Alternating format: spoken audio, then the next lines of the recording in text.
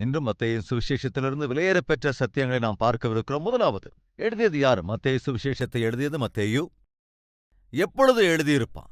இந்த விஷயத்தில் நிறைய அதாவது சில வேத பண்டிதர்கள் கிறிஸ்துவுக்கு பின் 65 எழுதியிருக்கலாம் என்றும், இன்னும் சிலர் 70 எழுதியிருக்கலாம் என்றும், இப்படி கொஞ்சம் இந்த விஷயத்திலே கொஞ்சம் வாத விவாதங்களுண்டு. இது எப்படி இருந்தாலும் கிபி 60க்கும் 70க்கும் இடையிலே மத்தேயு இதை எழுதியிருக்கலாம் என்பது அதிகபட்ச வேத பண்டிதர்களின் அபிப்பிராயமா இருக்கிறது. இதில் எத்தனை அதிகாரங்கள்? 28 அதிகாரங்கள். எத்தனை வசனங்கள்? 1071 வசனங்கள். எத்தனாவது புத்தகம்? பரிசுத்த வேதாகமத்திலே 40வது புத்தகம். புரிந்து கொள்ள வேண்டிய இன்னொரு சத்தியம் என்னவென்றால், மத்தேயு யூதன். யூதனான இந்த மத்தேயு யூதர்களுக்கு இயேசு கிறிஸ்துவை குறித்து அறிவிக்கிறான். என்னவென்று? அவர்தான் மேசியா என்று, அவர்தான் உலக இரட்சகர் என்று வார்த்தையின் ஆதாரங்களோடு கூட நிரூபிக்க முற்பட்டான். கவனிங்க ஜாக்கிரதையா. மத்தேயு ஒரு யூதன். யூதர்களை மனதில் வைத்து இந்த மத்தேயு சுவிசேஷத்தை எழுதினான். ஒரு யூதரை குறித்து எழுதினான். யார் அந்த யூதர்? இயேசு கிறிஸ்துதான். அதாவது ஒரு யூதர் யூதர்களுக்கு இன்னொரு யூதரை குறித்து எழுதின புத்தகம்தான் இந்த மத்தேயு. சோ, யூதனாக இருந்த மத்தேயு யூதர்களான தேவ பிள்ளைகளுக்கு யூதரான இயேசு கிறிஸ்துதான் மேசியா என்று அறிவித்து அவர்களுக்காக எழுதினான். இன்னும் நீங்க புரிந்து கொள்ளும்படியா சொல்லுகிறேன், ஜாக்கிரதையா கவனிக்கணும். மத்தேயு சுவிசேஷம் யூதர்களுக்காக எழுதப்பட்டது. மார்க் எழுதின சுவிசேஷம் ரோமர்களுக்காக, ரோம சாம்ராஜ்யத்தில் இருந்தவர்களுக்காக எழுதப்பட்டது. லூக்கா எழுதின சுவிசேஷம் கிரேக்க தேசத்திலே இருந்த கிரேக்கர்களுக்காக எழுதப்பட்டது. யோவான் சுவிசேஷம் சபைக்காக, ஆவிக்குரியவர்களுக்காக எழுதப்பட்டது. கவனிங்க, இந்த 4 சுவிசேஷங்களும் இயேசு கிறிஸ்துவை குறித்துத்தான் அறிவித்தாலும் அவர்கள் எழுதின காரணம் என்பது வேறு. அதாவது ஜனங்களை மனதில் வைத்து, அதாவது மத்தேயு யூதர்களை மனதில் வைத்து எழுதினான். மார்க்கு ரோமர்களை மனதில் வைத்து மார்க்குவின் சுவிசேஷத்தை எழுதுகிறான். லூக்கா கிரேக்கர்களை மனதில் வைத்து அந்த சுவிசேஷத்தை எழுதினான். அதேபோல யோவான் சபையை அல்லது ஆவிக்குரியவர்களை மனதில் வைத்து, அதேபோல உலகத்தையும் மனதில் வைத்துக் கொண்டு யோவான் சுவிசேஷத்தை எழுதினான். எனவே நாம் வாசிக்கிற போது அவர்கள் எந்த கோணத்திலே இயேசு கிறிஸ்துவை குறித்து ஜனங்களுக்குள் அறிவித்தார்களோ, அதாவது அங்கிருக்கிற ஜனங்களை மனதில் வைத்து, அதாவது இப்ப கொஞ்சம் ஜாக்கிரதையா இன்னும் கொஞ்சம் புரிந்து கொள்ள முயற்சிக்கலாம். மத்தேயு எழுதின சுவிசேஷம் எங்கிருந்து ஸ்டார்ட் ஆகுது என்றால், இயேசு கிறிஸ்துவின் வம்சத்திலிருந்து ஸ்டார்ட் ஆகிறது. காரணம் என்னவென்றால், 400 வருடங்களுக்கு முன்பு யூதர்களுடைய சரித்திரம் என்னவென்பதை நாம் பார்த்தோம். மல்கியா என்ன அறிவித்தான்? நீதியின் சூரியன் உதிக்கப் போகிறார், அவர் எங்கிருந்து வருவார்? யூதர்களிலிருந்து வருவார் என்றார். யார் அந்த நீதியின் சூரியன்? மேசியா என்றால் அபிஷேகம் பண்ணப்பட்டவர், என்றால் ஜனங்களை ரட்சிப்பதற்காக தேவனால் அனுப்பப்படுகிறவர் வருவார் என்று மல்கியா உரைத்தான். மல்கியா என்னவெல்லாம் சொன்னானோ அவற்றையே நிரூபித்து மத்தேயு இந்த சுவிசேஷத்தை எழுதியிருக்கிறான், பரிசுத்த ஆவியானவரின் ஏவுதலினால். இதற்காக மத்தேயு என்ன செய்தான் என்றால், ஒரு 3-4 விஷயங்களை உங்களோடு பகிர்ந்து கொள்கிறேன். முதலாவது, இயேசு கிறிஸ்துதான் மேசியா என்று நிரூபிக்கிற அந்த செயலில 130 தடவை மத்தேயுவின் சுவிசேஷத்திலே 130 வசனங்களிலே அல்லது 130 இடங்களிலே பழைய ஏற்பாட்டின் வசனங்களை எடுத்துக்காட்டாய் காண்பிக்கிறான். இதோ பழைய ஏற்பாட்டிலே, அதாவது நியாயப்பிரமாணங்களிலே, அதாவது நம்முடைய தீர்க்கதரிசிகள் உரைத்திருக்கின்ற தீர்க்க தரிசனங்களை நிரூபித்து இயேசு கிறிஸ்து இந்த உலகத்திலே பிறந்தார் என்று 130 இடங்களிலே பழைய ஏற்பாட்டில் இருக்கிற தீர்க்க தரிசனங்களை நினைவு கூர்ந்து எழுதுகின்றான். சோ அவன் என்ன செய்கிறான்? கவனிங்க, பழைய ஏற்பாட்டு தீர்க்கதரிசிகள் எவைகளெல்லாம் உரைத்திருந்தார்களோ அவைகளை நிறைவேற்றும் விதத்திலேயே இயேசு கிறிஸ்து இந்த உலகத்திலே பிறந்தார் என்று திட்ட தெளிவாக அவன் எழுதுகிறான். அது மாத்திரமல்ல, தீர்க்கதரிசிகள் உரைத்தது நிறைவேறும் விதத்தில என்கிற வார்த்தையை கூட மத்தேயு அநேக இடங்களில் பயன்படுத்தினான். தீர்க்கதரிசிகள் உரைத்தபடியே இப்பொழுது நடக்கிறது என்பது போன்று அநேக இடங்களில் பயன்படுத்துகிறான். ஆனால் மார்க்குவிலோ லூக்காவிலோ யோவானிலோ இப்படிப்பட்ட வார்த்தை பயன்படுத்தப்படவில்லை. தீர்க்கதரிசிகள் உரைத்தது நிறைவேறும்படி என்பது மீதமுள்ள சுவிசேஷங்களிலே எழுதப்படவில்லை. காரணம் என்னவென்றால், அவர்கள் யூதர்களுக்கு நிரூபிக்கணும்னு முயற்சி செய்யல. அவர்கள் எழுதியது யூதர்களை மனதில் வைத்து அல்ல. மத்தேயு எழுதின சுவிசேஷம் யூதர்களை ஒப்புக்கொள்ள வைப்பதற்கு. இயேசு கிறிஸ்துதான் ஒரு யூதராக, யூதர்களான உங்களுக்காக, யூதர்களுக்கு மத்தியிலே மேசியாவாய் பிறந்தார். எனவே கவனிங்க, மத்தேயு, மார்க்கு, லூக்கா, யோவான் என்ற இந்த 4 சுவிசேஷங்கள் இருக்கிற போதும், இந்த 4 சுவிசேஷங்களில் முதலாவது எழுதப்பட்ட சுவிசேஷம் மார்க்குவின் சுவிசேஷம். நல்லா கவனிக்கணும். யார் இந்த 4 சுவிசேஷங்களில் முதலாவது சுவிசேஷம் யாரால் எழுதப்பட்டது? மார்க்குவால். மார்க்கு சுவிசேஷம் தான் முதலில் எழுதப்பட்டது. அப்படின்னா மார்க்கு சுவிசேஷம் தான் மல்கியாவுக்கு அடுத்ததாக இருந்திருக்கணும். ஆனால் மத்தேயு சுவிசேஷம் இடம்பெற காரணம் என்னவென்றால், மல்கியா யூத ராஜ்யத்துக்கும் யூதர்களுக்கும் சம்பந்தப்பட்ட ஒரு புத்தகம். அந்த மல்கியா அறிவித்தான் நீதியின் சூரியன் உதிக்கப் போகிறார் என்று. அதற்கான கனெக்ஷன் மத்தேயு எழுதின சுவிசேஷம் தான். ஏனென்றால் அவன்தான் நிரூபிக்க முற்பட்டான் யூதர்களுக்காக, அதேபோல உலகத்தாருக்காக. இயேசு கிறிஸ்து பிறந்து வந்தார் என்கிற சத்தியத்தை மத்தேயு அழுத்தமாக சொன்னான். எனவேதான் மத்தேயு எழுதின சுவிசேஷம், அதிலும் குறிப்பாக யூதர்களை தேவனின் பட்சமாய் திருப்புவதற்கு இயேசு கிறிஸ்துவே மேசியா என்று அவர்கள் விசுவாசிக்கும்படியாக இந்த புத்தகத்தை அவன் எழுதினான். அது கவனிக்கணும்.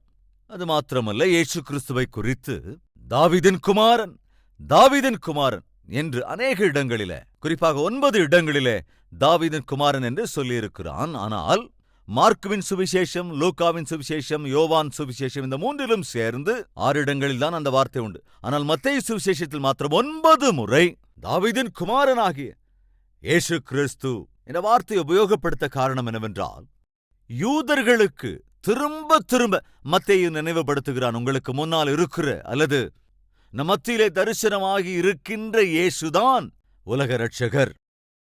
இது மாத்திரமல்ல, அவர்தான் மெஷியா என்று. மேஷியா என்ற வார்த்தையின் அர்த்தம் அபிஷேகிக்கப்பட்டவர். இப்ப ஜாக்கிரதா கவனிங்க. நீங்க தான் இதுக்கு பதில் சொல்ல முயற்சிக்கணும். அதாவது, அன்று ஞானிகள் வந்தார்கள் என்று, யூதருக்கு ராஜா எங்கே பிறந்திருக்கிறார் என்று எந்த புத்தகத்தில் அல்லது எந்த சுவிசேஷத்தில் எழுதப்பட்டிருக்கு? யோவான் சுவிசேஷத்திலா அல்லது லூக்காவின் சுவிசேஷத்திலா, மார்க்கு எழுதின சுவிசேஷத்திலா அல்லது மத்தேயு எழுதின சுவிசேஷத்திலா? உங்களால இது சொல்ல முடியுமா?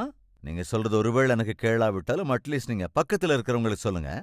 இந்த 4 சுவிசேஷத்தில் யூதருக்கு ராஜா பிறந்திருக்கிறார் எங்கே என்று சொல்லி இந்த ஞானிகள் வந்து கேட்டதாக, ஏரோதுவினிடத்தில் கேட்டதாக, ஏரோதுக்கு கோபம் வந்ததாக, எப்பொழுது பிறந்தார், எங்கு பிறந்தார் என்பதை அறிந்து கொண்டு 2 வயதுக்குட்பட்ட குழந்தைகளை எல்லாம் கொன்றதாக எங்க எழுதப்பட்டிருக்குங்க? மத்தேயு சுவிசேஷத்தில் தான் இருக்கு. ஞானிகள் வந்தார்கள் என்றும் யூதருக்கு ராஜா எங்கே என்று கேட்டார்கள் என்றும் மத்தேயுவில் மாத்திரம்தான் நாம் பார்க்க முடியும். மார்க்கு சுவிசேஷத்தில் பார்க்க முடியாது, லூக்காவிலையும் இருக்காது, யோவான் சுவிசேஷத்திலும் இருக்காது. காரணம் என்னன்னா, திரும்பவும் நான் சொல்றேன், யூதர்கள் அறிந்து கொள்ள வேண்டும் யூதருக்கு ராஜாதான் ஆண்டவராகிய இயேசு கிறிஸ்து என்று. அதை அவர்கள் அறிந்து கொள்ள வேண்டும் என்பதற்காகத்தான் அந்த சம்பவங்களை எல்லாம் நாம் இங்கே பார்க்கின்றோம். ரைட். இன்னும் சில முக்கியமான விஷயங்களை நாம் பார்க்கலாம். மத்தேயு சுவிசேஷம், மார்க்குவின் சுவிசேஷம், லூக்கா எழுதின சுவிசேஷம், அதேபோல யோவான் எழுதின சுவிசேஷம், இதை பற்றி ரோமரின் சுவிசேஷம் என்று கூட சிலர் அழைக்கிறார்கள். ஏனென்றால் சுவிசேஷ புத்தகங்கள், இந்த சுவிசேஷங்கள் உண்மைகளை ஜனங்களுக்கு தெரியப்படுத்தியது. ஆனால் ரோமருக்கு எழுதின நிருபம் விசுவாசத்தை எப்படி விசுவாசிக்கணும், ஏன் விசுவாசிக்கணுங்கிற விஷயத்தை தெரியப்படுத்துகிறது. அதேபோல கவனிங்க, சுவிசேஷங்கள் கிறிஸ்துவின் மதிப்பை அறிவிக்கிறது. ரோமருக்கு எழுதின நிருபம் கிறிஸ்தவ மதிப்பை தெரிவிக்கிறது.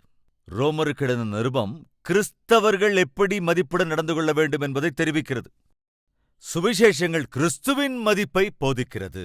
அது மாத்திரமின்றி சுவிசேஷங்களில் யாரை விசுவாசிக்க வேண்டும் என்று கற்றுக் கொடுத்தால், ரோமர் எதற்கு விசுவாசிக்க வேண்டும் என்பதை சொல்லுகிறது. அங்கே 4 சுவிசேஷங்கள், அதேபோல ரோமருக்கு எழுதின நிருபம், இந்த 5 ஒருவேளை இல்லாமல் இருந்திருந்தால், அதாவது புதிய ஏற்பாட்டு புத்தகத்துல இந்த 5 புத்தகங்களும் ஒருவேளை இல்லாமல் இருந்திருந்தால், கவனிங்க, இந்த உலகத்துல கிறிஸ்தவமே இருந்திருக்காது. அதாவது இயேசு கிறிஸ்து எதற்காக இந்த உலகத்திற்கு வந்தார், எதற்காக சிலுவையிலே மரித்தார், அவர் மரித்ததனால் நாம் எப்படி ரட்சிக்கப்படுகிறோம் என்பதை தெரியப்படுத்தி அறிவித்த மிகவும் முக்கியமான புத்தகங்கள் என்பது மத்தேயு, மார்க்கு, லூக்கா, யோவான் மற்றும் ரோமருக்கு எழுதின நிருபம். இந்த புத்தகங்கள் தான் நமக்கு அறிவிக்கிறது இயேசு கிறிஸ்து எதற்காக இந்த உலகிற்கு வந்தார், எதற்காக நமக்காக அவர் மரித்தார், கிறிஸ்துவுக்குள் இருக்கிறவர்களுக்கு எந்த ஆக்கினை தீர்ப்பும் இல்லை, நாம் பாவிகளாக இருக்கும் போதே, நாம் அவருக்கு இன்னும் தூரமாக இருக்கும் போதே, இன்னும் நாம் அவருக்கு சத்துருக்களாக இருக்கும் போதே அவர் நமக்காக மரித்தார் என்றும், அவரை விசுவாசிக்கிறவர்கள் அழிந்து போகாமல் நித்திய ஜீவனை பெற்றுக்கொள்வார்கள் என்றும் சுவிசேஷங்களும் ரோமருக்கு எழுதின நிருபமும் நமக்கு தெரிவிக்கிறது. இந்த 5 புத்தகங்கள் தான் நாம் கிறிஸ்துவை விசுவாசிப்பதற்கான ஆதாரம் என்பதை நாம் ஒரு காலம் மறந்துவிடக் கூடாது. இத மனசுலயே நீங்க வச்சுக்கணும். இப்ப கவனிங்க, மத்தேயு இயேசு கிறிஸ்து தாவீதின் குமாரன் என்று நிரூபிக்கும் வகையில 1வது அதிகாரத்திலே இயேசு கிறிஸ்துவினுடைய வம்ச வரலாறை சொல்லி ஆரம்பிக்கிறான். 7 அல்லது 8 விஷயங்களில் உங்களிடத்தில் குறிப்பாக சொல்ல விரும்புகிறேன். எழுத நினைப்பவர்கள் எழுதிக் கொள்ளுங்கள். மிகவும் பிரயோஜனமான காரியங்கள் இவை. மத்தேயு 1வது மற்றும் 2வது அதிகாரங்கள் ராஜாவின் பிறப்பு. இயேசு கிறிஸ்துவினுடைய பிறப்பை குறித்து 1ஆம் அதிகாரத்திலும் 2வது அதிகாரத்திலும் பார்க்கிறோம். 3வது அதிகாரம் ராஜா அறிமுகம். 1வது ராஜாவினுடைய பிறப்பு, 2வது ராஜாவினுடைய அறிமுகம். அதாவது ஆண்டவராகிய இயேசு கிறிஸ்துவை, ராஜாவை அறிமுகம் செய்தவரை குறித்து 3ஆம் அதிகாரத்திலே பார்க்கிறோம். யாருங்க இயேசு கிறிஸ்துவை அறிமுகம் செய்து வைத்தது? ஞாபகம் இருக்கா? யோவான் ஸ்நானன். 3வது அதிகாரத்திலே இயேசு கிறிஸ்துவை அறிமுகம் செய்து வைக்கிற யோவான் ஸ்நானனை பார்க்க முடியும். 4வது அதிகாரத்திலே ஊழியக்காரர்களை பார்க்க முடியும். யாருங்க அவங்க? இயேசுவினுடைய சீஷர்கள். இவர்களை 4ஆம் அதிகாரத்திலே பார்க்க முடியும். 5ஆம் அதிகாரம், 6வது அதிகாரம் மற்றும் 7வது அதிகாரத்திலே ராஜாவின் பிரசங்கம். ராஜாவின் பிரசங்கம், அதாவது இயேசு கிறிஸ்துதான் யூதருக்கு ராஜா என்று மத்தேயு யூதர்களுக்கு தெரிவிக்கிறான். எனவே ராஜாவாகத்தான் அவரை அறிமுகம் செய்தான். எனவேதான் நான் ராஜா என்றே சொல்லுகிறேன். ராஜாவின் பிறப்பு, ராஜாவை அறிமுகம் செய்தவன், ராஜாவினுடைய ஊழியக்காரர்கள், ராஜாவின் பிரசங்கம். 5, 6, 7 அதிகாரங்களை மலை பிரசங்கம் என்று சொல்லுகிறோம் அல்லவா? உன்னை போல பிறனையும் நேசி ஒருவன் உன்னை ஒரு கணத்தில் அறிந்தால் மறு கணத்தையும் திருப்பி காட்டு.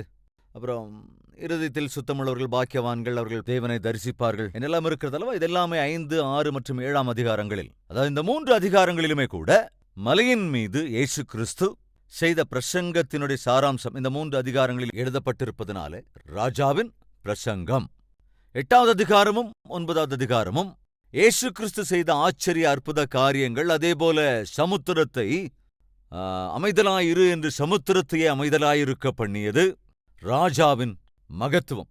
ராஜாவின் மகத்துவத்தை தெரிவிக்கிறதாயிருக்கிறது. 10வது அதிகாரம், 11ஆம் அதிகாரம், 12ஆம், 13ஆம், 14ஆம், 16ஆம் அதிகாரம், அதாவது 10வது அதிகாரத்திலே இருந்து 16வது அதிகாரம் வரைக்கும் ராஜா வெர்சஸ் பரிசேயர்கள். ராஜாவான ஆண்டவராய இயேசு கிறிஸ்துவை இந்த பரிசேயர்கள் எப்போதும் கேள்வி கேட்டுக்கிட்டே இருந்தாங்க. 10லிருந்து 16வது அதிகாரம் வரைக்கும் நாம் என்ன பார்க்க முடியும் என்றால், பரிசேயர்களின் கேள்விகளை பார்க்க முடியும். எரிச்சல் ஊட்டிக்கிட்டே இருப்பாங்க. அந்த கேள்வி, இந்த கேள்வி, இந்த கேள்வி, அந்த கேள்வின்னு. ராஜா, பரிசேயர், கேள்விகள். 17ஆம் அதிகாரத்திலிருந்து 26வது அதிகாரம் வரைக்கும் ராஜாவின் எதிர்த்தரப்பு. இயேசு கிறிஸ்துவை கேள்வி கேட்பதையே தொழிலாக கொண்டிருந்தார்கள் அவர்கள். ஜாக்கிரதையாய் நாம் கவனிக்கும் போது 17 முதல் 26வது அதிகாரம் வரைக்கும் இயேசு கிறிஸ்து அநேக எதிர்ப்புகளை எதிர்கொண்டார். எங்க போனா விரோதம், எங்கே சுகமாக்கினாலும் அங்கே விரோதம், எங்கே பிரசங்கித்தாலும் அங்கே விரோதம். எதிராளிகளைப் போல உருவானார்கள். ராஜாவுக்கு விரோதமாக சதுசேயர்களும் பரிசேயர்களும், நியாயப்பிரமாணத்தை உபதேசிக்கிறவர்களும் விரோதிகளாக தயாராகி எதிரிகளைப் போல உருவாகி இயேசுவை எப்பொழுதும் வேதனைப்படுத்தி காயப்படுத்திக் கொண்டே இருந்தார்கள்.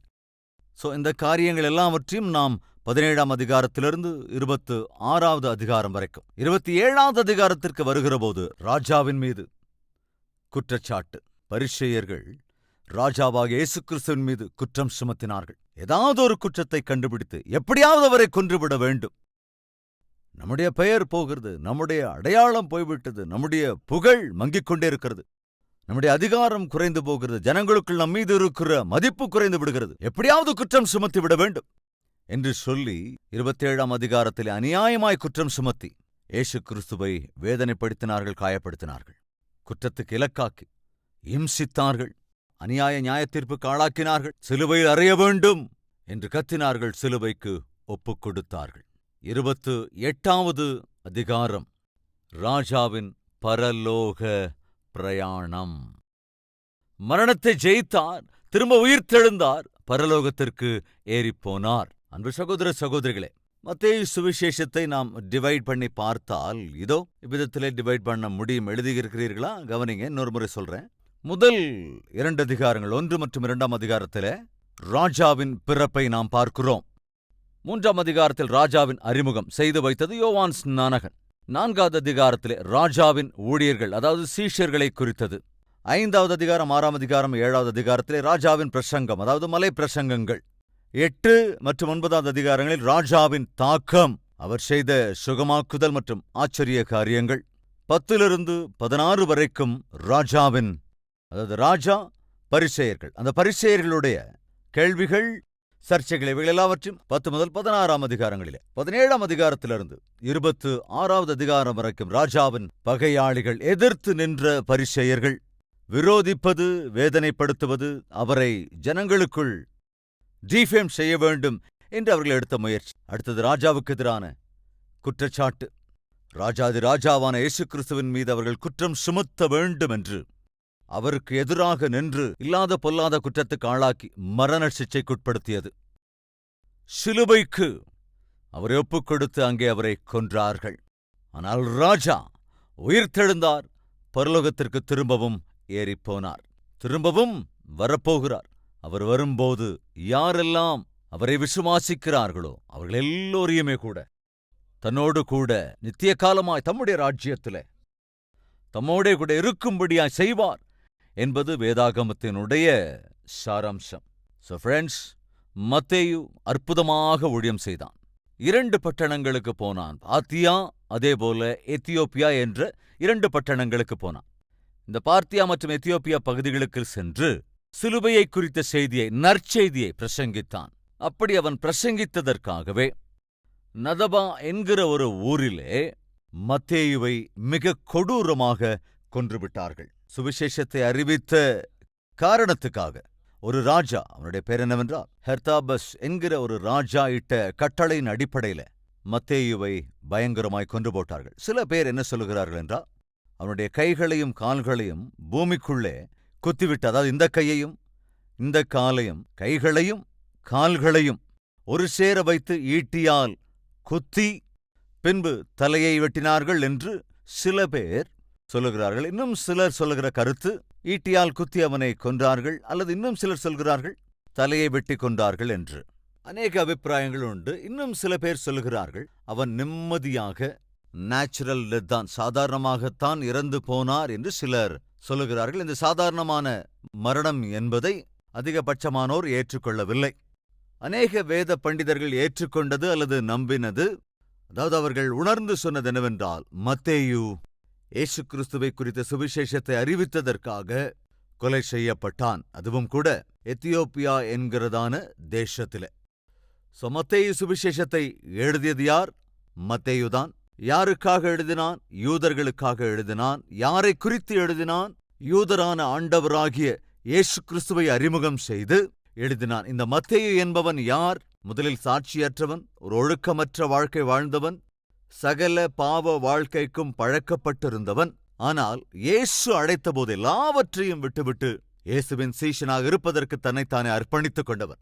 இயேசு கிறிஸ்துவை யாரெல்லாம் ஏற்றுக்கொள்ளுகிறார்களோ, அவருடைய வார்த்தைக்கு யாரெல்லாம் மதிப்பு கொடுக்கிறார்களோ, அங்கீகரிக்கிறார்களோ, அவர்களை இயேசு தமக்காக, தம்முடைய ராஜ்யத்தின் விருத்திக்காக பயன்படுத்த விரும்புகிறார். என்னை போன்ற ஒருவனை தேவனால் பயன்படுத்த முடியாது. ஏனென்றால் நான் ஒரு பாவி, நான் நல்லவன் அல்ல, எனக்கு எந்த தாளந்தும் இல்லை, என்னை பத்தி எல்லாருக்குமே தெரியும் என்றால் நீதான் வேண்டும். ஏனென்றால் உன்னை குறித்து எல்லோருக்கும் தெரியும் என்பதால் அதன் பின்பு எல்லோருக்கும் தெரியும் விதத்திலே உன் வாழ்க்கையை மாற்ற வேண்டும் என்று தேவன் ஆசைப்படுகிறார்.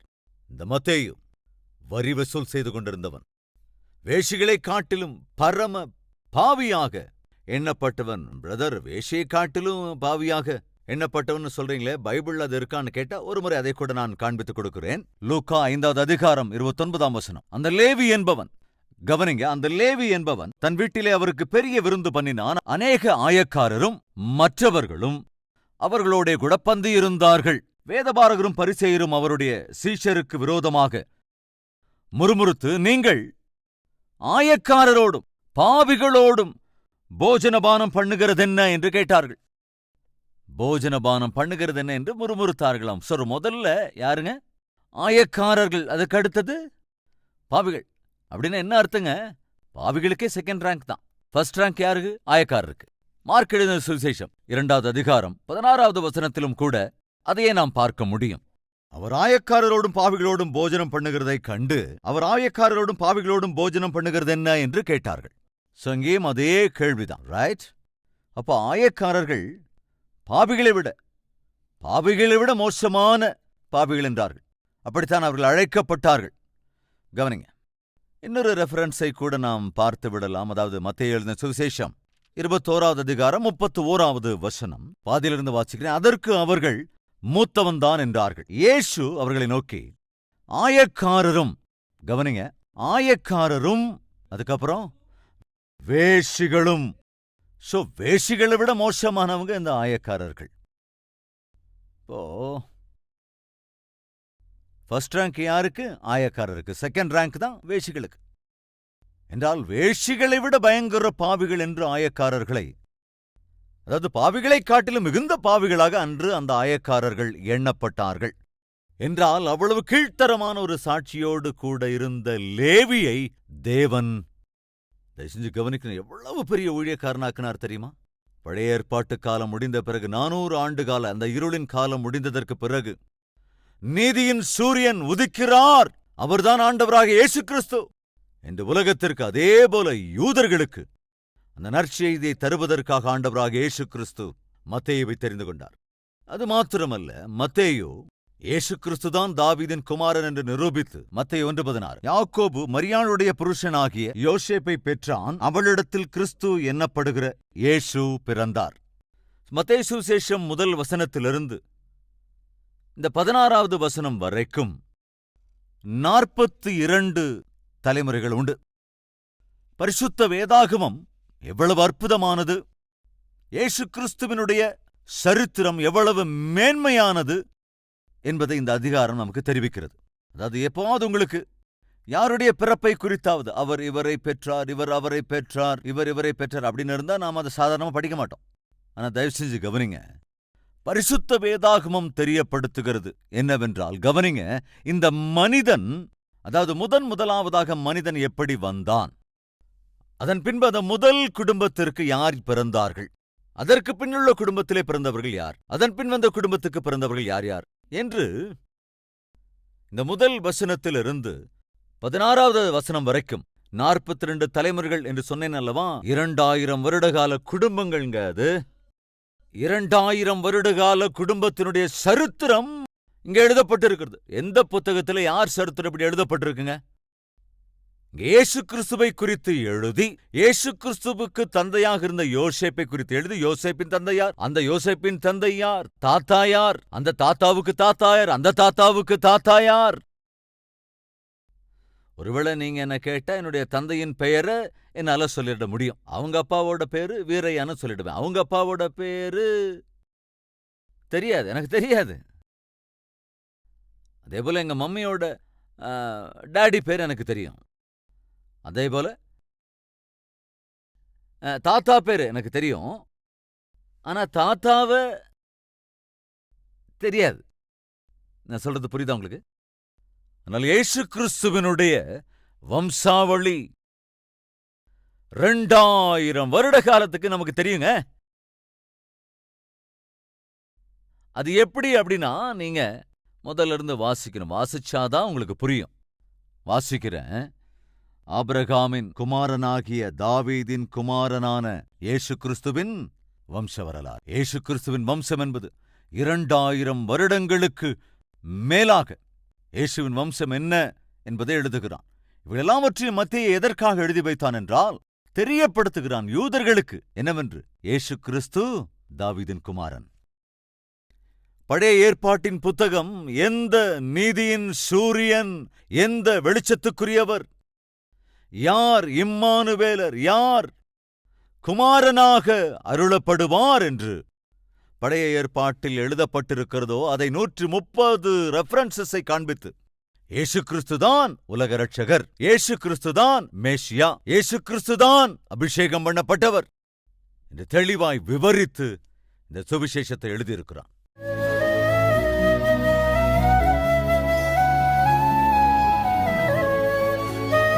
மகா பரிசுத்தமும் அன்பும் நிறைந்த பிதாவே, மிக தெளிவாய் திட்டவட்டமாய் இன்றும் எங்களோடு பேசியிருக்கிறீர். ஆண்டவரே, அந்நாளிலே லேவியை எவ்விதத்திலே மத்தேயுவாக மாற்றி சுவிசேஷகனாக ஆக்கி உமக்காக வைராக்கியமாய் வாழ்கிற, உமக்காக தன் உயிரையே கொடுக்கக்கூடிய ஆண்டவரே ஊழியக்காரனாய் நீர் மாற்றியதற்காக உமக்கு ஸ்தோத்திரம் அப்பா. உம்மை உயிருக்குயிராய் நேசிக்கிற ஒரு நிலைக்கு என்னையும் எங்களை மாற்றும்படி ஜெபிக்கிறேன்.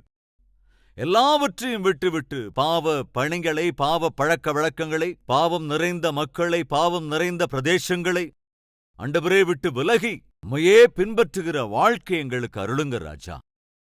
அதேபோல எந்த இடத்தில் இருந்தாலும் அப்பா, அந்த இடத்துல உம்மையே சேவிக்கிற, உமக்கே சாட்சியாய் வாழ்கிற தானியேலை போன்ற வாழ்க்கை எங்களுக்கும் அருள வேண்டும் என்றும், கிருபையை அருள வேண்டும் என்றும் இயேசு கிறிஸ்துவின் நாமத்தில் வேண்டிக் கொள்கிறோம் பிதாவே. ஆமென்.